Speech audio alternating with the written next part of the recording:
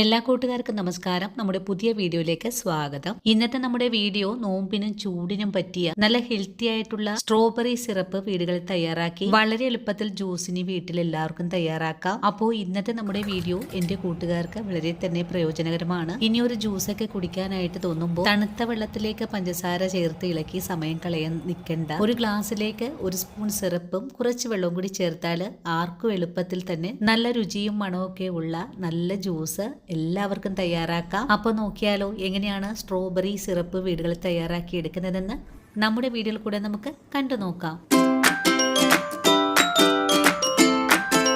ഇനി നമുക്ക് strawberry syrup തയ്യാറാക്കാം. ഇതിനായിട്ട് ഞാനിവിടെ 400 ഗ്രാം അളവിലാണ് സ്ട്രോബെറി എടുത്തിട്ടുള്ളത്. ഞാനിത് പുറത്തു നിന്നും വാങ്ങിയിട്ടുള്ള സ്ട്രോബെറിയാണ്. ഇനി നമുക്ക് ഈ സ്ട്രോബെറി നന്നായിട്ട് തന്നെ ഒന്ന് കഴുകിയെടുക്കണം. അതിനായിട്ട് സ്ട്രോബെറി 1-2 മണിക്കൂറോളം ഉപ്പുവെള്ളത്തിൽ മുക്കി വെച്ചിട്ട് ഒന്നുകൂടെ 2-3 തവണയെല്ലാം കഴുകിയതിന് ശേഷമായിരിക്കണം നമ്മൾ സിറപ്പ് തയ്യാറാക്കാനായിട്ട് എടുക്കേണ്ടതും. ഈ ഒരു പറഞ്ഞ രീതിയിൽ തന്നെയാണ് നമ്മുടെ സ്ട്രോബെറി ഞാനിവിടെ കഴുകിയെടുത്തിട്ടുള്ളതും. ഇനി സ്ട്രോബെറിയുടെ ഞെട്ടുഭാഗമൊക്കെ ഒന്ന് കളഞ്ഞിട്ട് ഇതുപോലെ നമുക്കൊന്ന് അരച്ചുകൂടി എടുക്കണം. ഇനി അരച്ചെടുത്തിട്ടുള്ള സ്ട്രോബെറി നമുക്കൊന്ന് തിളപ്പിച്ചെടുക്കണം. ഇനി ഒരു പാൻ അടുപ്പിലേക്ക് വെച്ച് കൊടുത്തിട്ട് നമ്മൾ അരച്ചെടുത്തിട്ടുള്ള സ്ട്രോബെറി ഇതിലേക്കൊന്ന് ഒഴിച്ചു കൊടുക്കാം. ഇനി നമ്മൾ ഈ അരച്ചെടുത്തിട്ടുള്ള മിക്സിയുടെ ജാറിലേക്ക് കുറച്ച് വെള്ളം കൂടി ചേർത്തിട്ട് ഇതിലേക്ക് തന്നെ ചേർക്കാം. ഞാനിവിടെ ഒരു 2 സ്പൂൺ അളവിലാണ് വെള്ളം ഒഴിച്ചു കൊടുക്കുന്നത്. ഇപ്പോൾ സ്ട്രോബെറി ഒന്ന് തിളച്ചു തുടങ്ങിയിട്ടുണ്ട്. നല്ല കൊഴുപ്പായിട്ടാണ് ഇപ്പോൾ നമ്മുടെ ഈ ഒരു സിറപ്പ് ഇരിക്കുന്നത്. നമുക്കിതിലേക്ക് പഞ്ചസാര ചേർക്കണം. ഞാനിവിടെ ഒരു 250 ഗ്രാം അളവിൽ പഞ്ചസാര ചേർക്കുന്നുണ്ട്.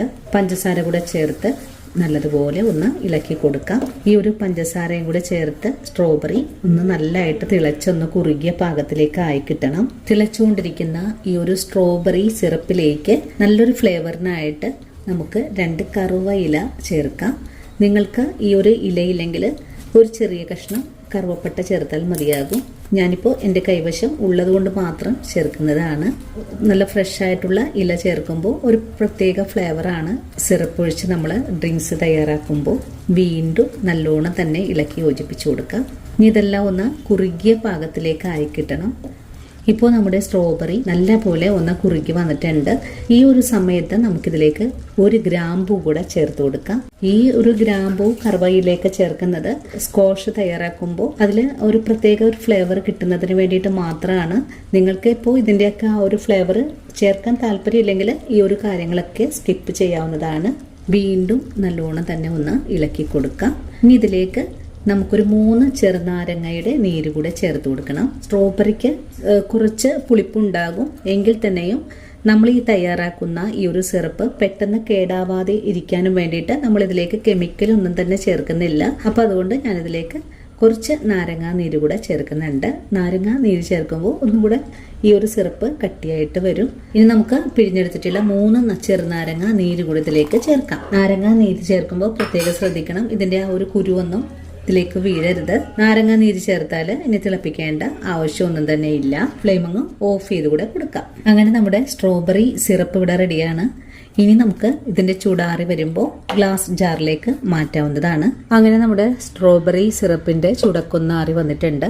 ദാ ഇപ്പോൾ ഇതുപോലെയാണ് ഇരിക്കുന്നത്. ഇനിയിപ്പോൾ പ്രത്യേകിച്ച് ഒന്നും തന്നെ ചെയ്തെടുക്കേണ്ട ആവശ്യമില്ല. നമുക്കൊരു ചില്ലുകുപ്പിയിലാക്കിയിട്ട് സൂക്ഷിക്കാൻ പറ്റുന്നതാണ്. ഇനി നമുക്ക് ഈ സിറപ്പ് ഒരു ചില്ലുകുപ്പിയിലേക്ക് മാറ്റാം. നമ്മൾ ഇന്ന് തയ്യാറാക്കിയിട്ടുള്ള ഈ ഒരു സിറപ്പ് 750 മില്ലി അളവിലാണ് എനിക്ക് കിട്ടിയിട്ടുള്ളത്. അതും നല്ല കട്ടിയായിട്ടുള്ള സിറപ്പാണ്. നിങ്ങളുടെ താല്പര്യത്തിനനുസരിച്ച് ഇതിലേക്ക് നാരങ്ങാ നീരും പഞ്ചസാരയുടെ അളവൊക്കെ കൂട്ടാവുന്നതാണ്. ഇനി നമുക്ക് ഈ ഒരു സിറപ്പ് വെച്ചിട്ട് എങ്ങനെയാണ് ജ്യൂസ് തയ്യാറാക്കി എടുക്കുന്നതെന്ന് നോക്കാം. ഇനി ഒരു ഗ്ലാസ് എടുത്ത് വെച്ചിട്ട് അതിലേക്ക് തണുപ്പിന് ആവശ്യമായ ഐസും കുറച്ച് വെള്ളവും കൂടി ഒഴിച്ചു കൊടുക്കാം. ഇനി ഇതിലേക്ക് മധുരത്തിന് ആവശ്യമായ സിറപ്പ് കൂടി ചേർത്തൊന്ന് ഇളക്കി കഴിഞ്ഞാൽ വളരെ സ്വാദിഷ്ടമായതും നല്ല ടേസ്റ്റി ആയിട്ടുള്ളതുമായ സ്ട്രോബെറി ജ്യൂസ് ഇവിടെ റെഡിയാണ്. ഈ ഒരു ചൂടുകാലത്ത് ആർക്കും എളുപ്പത്തിൽ ഉണ്ടാക്കിയെടുക്കാൻ പറ്റിയ വളരെ ഹെൽത്തി ആയിട്ടുള്ള നല്ലൊരു ജ്യൂസാണ്. അപ്പോൾ ഈ ഒരു നോൻപ് മാസത്തിൽ തന്നെ എല്ലാവരും വീടുകളിൽ തയ്യാറാക്കി വെക്കണേ. അപ്പോൾ ഇന്നത്തെ നമ്മുടെ വീഡിയോയും ഇത്രയേ ഉള്ളൂ.